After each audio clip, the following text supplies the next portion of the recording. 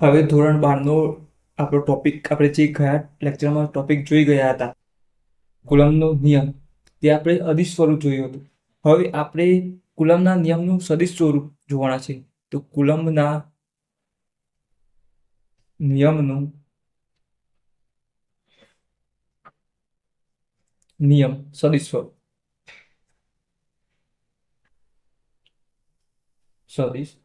સ્વરૂપ તો હવે કુલમના નિયમ શું હતો?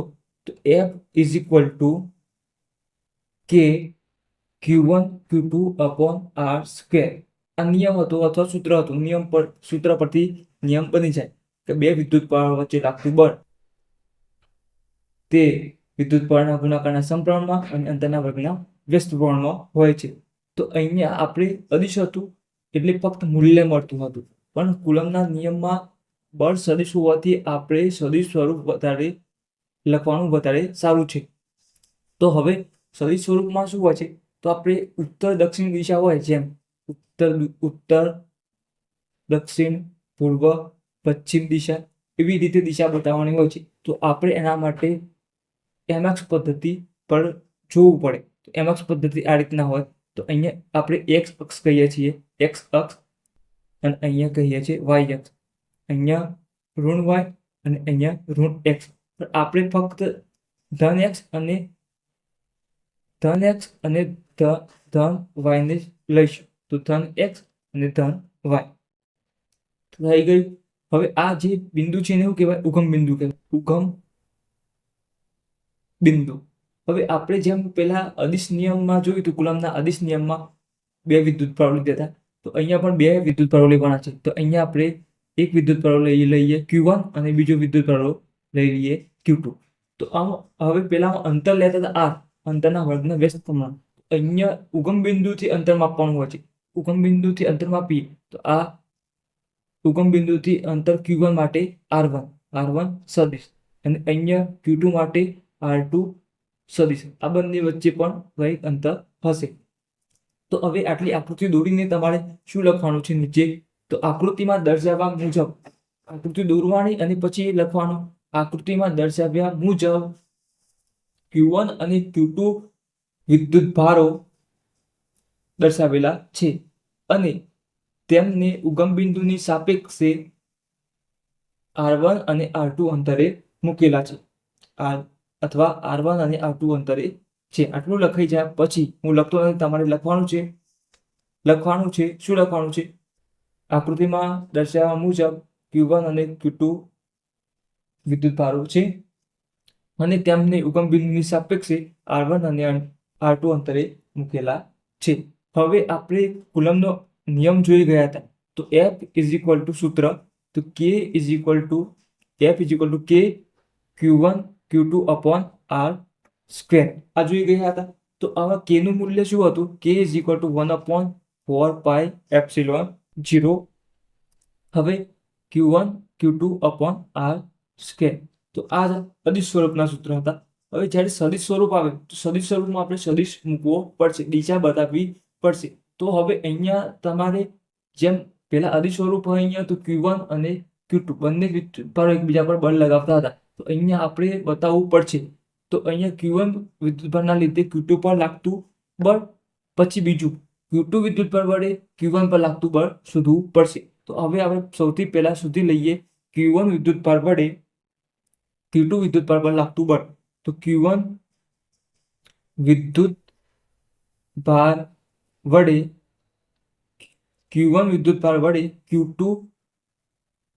Q2 વિદ્યુતભાર પર લાગતું બળ. તો સૂત્ર તો આ જ રહેશે. તો સૂત્ર F is equal two K લખી દઈએ અહીંયા, અને K પછી Q1 Q2 upon R square. આ થઈ ગયું. આ જે સૂત્ર છે એ જ. હવે Q1 વિદ્યુતભાર વડે Q2 પર લાગે છે બળ. અહીંયા જો, અહીંયા આપણે આકૃતિ સામાન્ય ડ્રો કરીએ છીએ અહીંયા. તો અહીંયા જો, અહીંયા ડ્રો કરું છું, પછી પૂછી નાખું છું Q1, અને અહીંયા બીજું વિદ્યુતભાર લઈએ Q2. તો અહીંયાથી Q1 વિદ્યુતભાર વડે Q2 પર બળ લાગે છે. તો આ દિશામાં બળ લાગે છે. તો જેના વડે લાગતું હોય એ આપણે કઈ જગ્યાએ મૂકીશું? પાછળ મૂકીશું. જેના વડે બળ લાગતું હોય અહીંયા 1 વડે 2 પર બળ લાગે છે. શાના પર લાગે છે? પહેલા વડે એક વડે 2 પર બળ લાગે છે. તો જેના વડે લાગતું હોય પાછળ અને જેના પર લાગતું હોય આગળ. આ થઈ ગયું સૂત્ર કે એમને જ રહેશે Q1 અને Q2 અપોન R સ્ક્વેર. પણ અહીંયા R સ્ક્વેરમાં પણ બતાવવું પડશે શાના પર બળ લાગે છે તે. તો અહીંયા શાના પર બળ લાગે છે? 2 પર લાગે છે પહેલા વડે. તો 2 1 અહીંયા વર્ગ છે સૂત્રમાં, તો સૂત્રમાં વર્ગ છે તો વર્ગ પર મૂકવો પડશે. હવે અહીંયા કઈ દિશામાં લાગે છે? તો પાછળ દિશા બતાવવી પડશે. ધારો કે અહીંયા ઉત્તર દિશા, દક્ષિણ દિશા, એ રીતના અહીંયા વિદ્યુત પ્રવાહની દિશા હોય છે. તો અહીંયા તમારે દિશા બતાવવા માટે અહીંયા સૂત્ર છે એકમ સદિશ R21 ઉપર કેપ. આ એકમ સદિશ છે. એકમ સદિશનું સૂત્ર છે અહીંયા લખી દઉં છું. એકમ સદિશ ઇઝ ઇક્વલ ટુ સદિશ અને એનું મૂલ્ય માનકમાં આપેલું હશે આ રીતે. તો અહીંયા તો બંને વચ્ચેનું અંતર તો સમાન રહેવાનું છે. Q1 પરથી Q2 પર, Q2 પરથી Q1. તો અહીંયા અંતર તો સમાન જ રહેવાનું છે. તો કેટલું રહેવાનું છે? આ આપણે ધારી લઈએ તો આ સદિશ. આ થઈ ગયું. તો હવે અહીંયા F21 થઈ ગયા. હવે અહીંયા R21 કેપ છે તો એનું મૂલ્ય પણ આપણે શોધવું પડશે. તો અહીંયા R21 કેપનું મૂલ્ય શું આવશે? R કેપ ખાલી એકમ સદિશ લખું છું અહીંયા. R cap is equal to તો સદિશ. તો R કેપ લીધું હોય તો અહીંયા R સદિશ આવે અને એનું મૂલ્ય R માનાક આવે એટલે R એનું મૂલ્ય થઈ ગયું. હવે અહીંયા R21 કેપ છે તો અહીંયા કેપ R21. તો અહીંયા પણ મૂલ્ય એનું લખવું પડશે. તો શું આવશે મૂલ્ય? R21 સદિશ. અહીંયા જો સદિશ બતાવેલું છે તો અહીંયા પણ R21 સદિશ અને અહીંયા મૂલ્ય શું આવશે? R આપણે મૂલ્ય લઈ લઈશું. આ બંને વચ્ચેનું અંતર કેટલું છે? આ લઈ લીધું છે. તો અહીંયા મૂલ્ય કેટલું આવશે? R આવશે. અહીંયા સાઈડમાં લખી દઉં છું. અહીંયા ભૂસી નાખી અહીંયા આવી જઈએ તો અહીંયા કેટલું થશે? R21 cap is equal two R21 સદિશ ભાગે એનું મૂલ્ય બંને વચ્ચેનું આપણે ધારી લીધું. તો અહીંયા કેટલું છે? R. તો અહીંયા એનું મૂલ્ય આવી જશે R આવી જશે. તો હવે આપણે અહીંયા કિંમત મૂકી દઈએ F21 ની અંદર. F21 ઇઝ ઇક્વલ ટુ અહીંયા સદિશ બતાવવાનું રહેશે. F21 ઇઝ ઇક્વલ ટુ શું થશે? તો અહીંયા K નું મૂલ્ય આપણે આ સૂત્ર K ની જગ્યાએ 1/4πε લખી દઈએ. તો K ની જગ્યાએ 1/4πε0 Q1 અને Q2 અપોન R સ્ક્વેર. આ થઈ ગયું. અહીંયા R21 કેપ છે. R21 ની કેપની જગ્યાએ આપણે કિંમત આઈડિયા મૂકી દઈશું. તો અહીંયા શું છે? R21 સદિશ અપોન R શું આવશે? R એનું મૂલ્ય છે. આ થઈ ગયું. હવે અત્યારે તમારે બીજું પણ સૂત્ર યાદ રાખવાનું છે. R21 સદિશ હોય તો અહીંયા બાદબાકી થાય છે. આ બંનેની 2 અને 1 ની બાદબાકી થાય છે. તો આપણે શું યાદ રાખશું? R21 is equal two R2 સદિશ માઇનસ R1 સદિશ. આ કિંમત હવે અહીંયા મૂકી દઈશું. તો હવે F21 is equal to 1/4πε0 Q1 Q2 upon R. અહીંયા R અને અહીંયા R છેદનો શું થાય? નીચે ગુણાકાર થાય.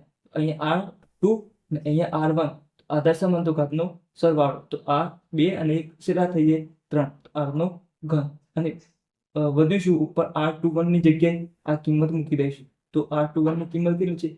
R2 સદિશ માઇનસ R1 સદિશ.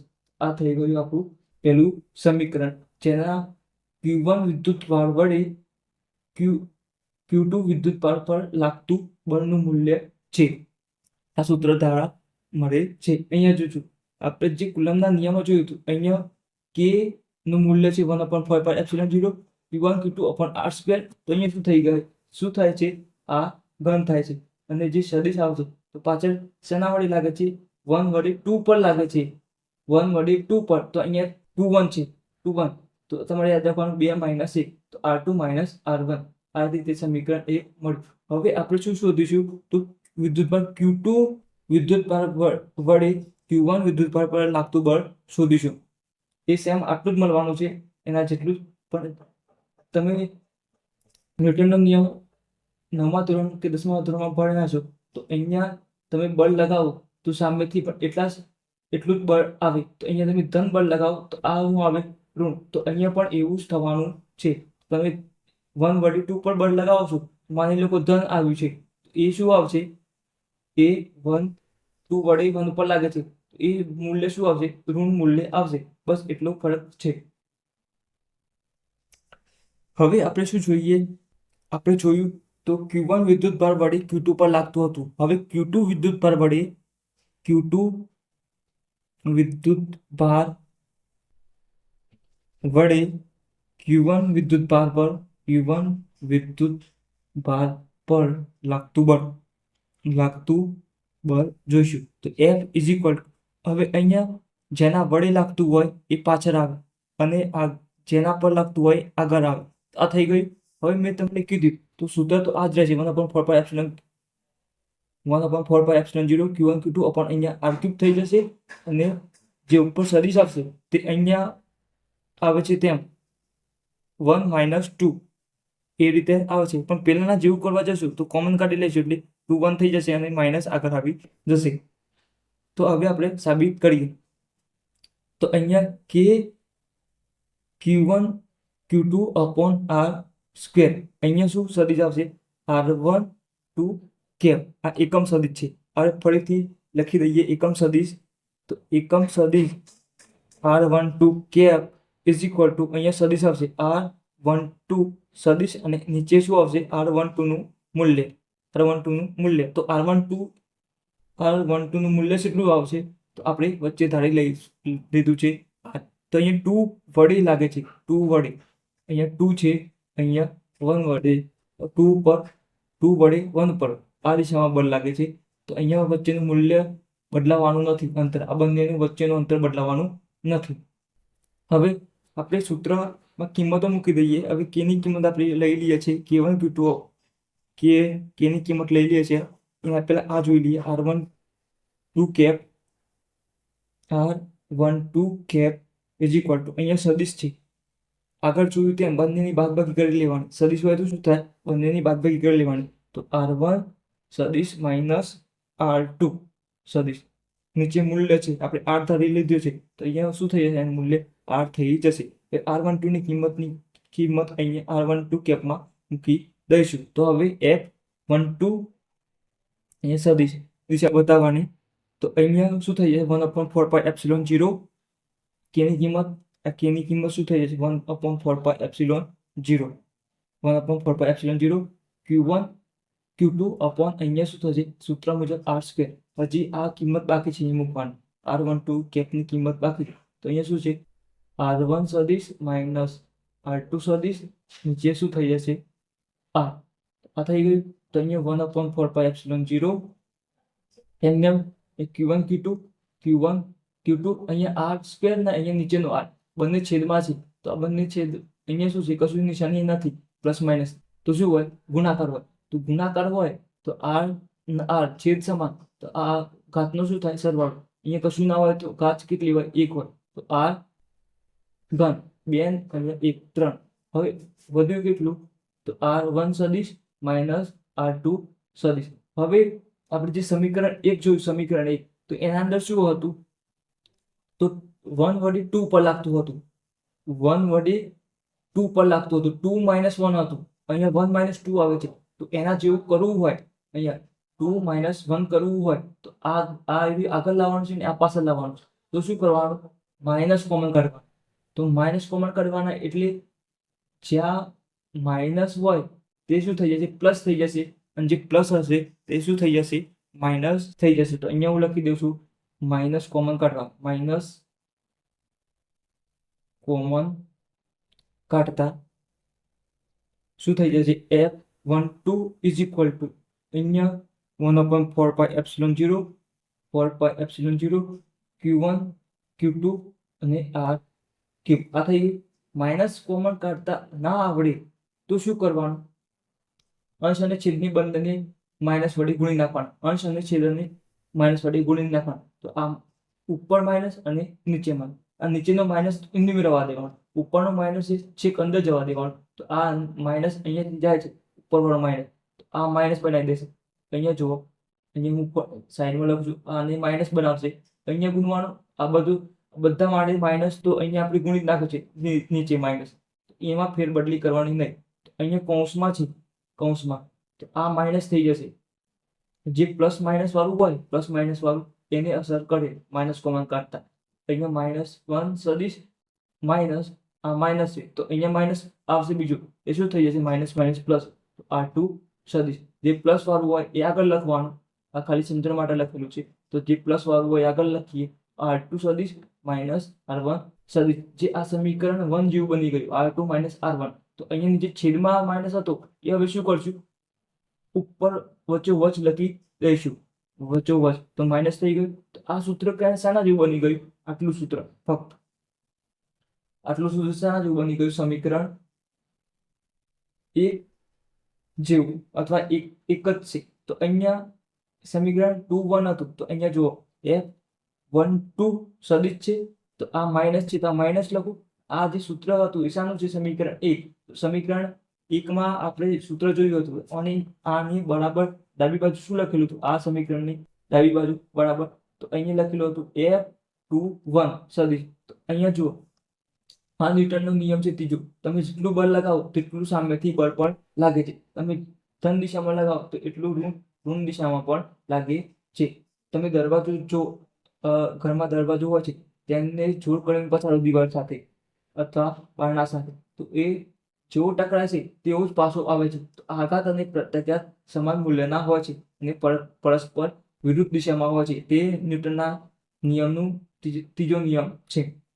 તો 1 2, તો અહીંયા તમને ધન મળ્યું, તો અહીંયા શું મળ્યું? ઋણ. તો એક ધન અને એક ઋણ, આઘાત અને પ્રત્યાઘાત સમાન મૂલ્યના. આ મૂલ્ય સમાન છે, F21 F21. જો મૂલ્ય, આ જે સમીકરણ 1 માં જે મૂલ્ય મળશે એટલું જ મૂલ્ય મળશે અહીંયા પણ. અહીંયા શું છે ફરક? ફક્ત ઋણ નિશાનીનો. તો મૂલ્ય સમાન અને દિશા વિરુદ્ધ. દિશા વિરુદ્ધ એટલે એક આ ધન છે અને એક આ ઋણ છે, બસ એટલો ફરક છે. તો આ હતું કુલમ્બના નિયમનું સદિશ સોલ્વ. તો આ જે નિયમ છે જે ન્યૂટનના ત્રીજા નિયમ સાથે સુસંગત છે. હવે જુઓ, આ બંને વિદ્યુત ભારો આપણે સજાતીય લઈએ, એટલે ધન ધન અથવા ઋણ ઋણ. ધન ધન અને ધન. તો આ બંને વચ્ચે શું થાય?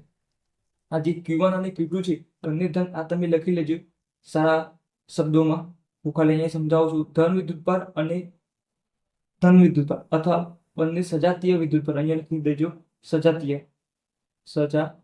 વિદ્યુતભાર લઈએ સજાતીય. તો બંને વિદ્યુતભારો સજાતીય, ધન ધન હોય અથવા ઋણ ઋણ હોય, તો એને સજાતીય કહેવાય. ઋણ ઋણ હોય તો આ બંને વચ્ચે શું થાય? બંને વચ્ચે શું થાય? અપાકર્ષણ. તો બળનું મૂલ્ય શું મળે? અપાકર્ષણ. અને વિજાતીય, અહીંયા લખી દઈએ વિજાતીય એટલે એક ધન હોય અને એક ઋણ હોય, બીજું ઋણ હોય અને બીજું ધન હોય. તો અહીંયા શું થાય? આકર્ષણ જોવા મળે.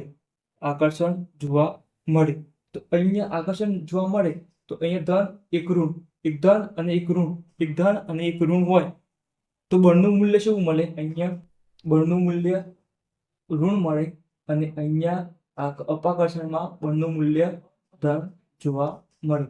બસ આટલું યાદ રાખવાનું છે.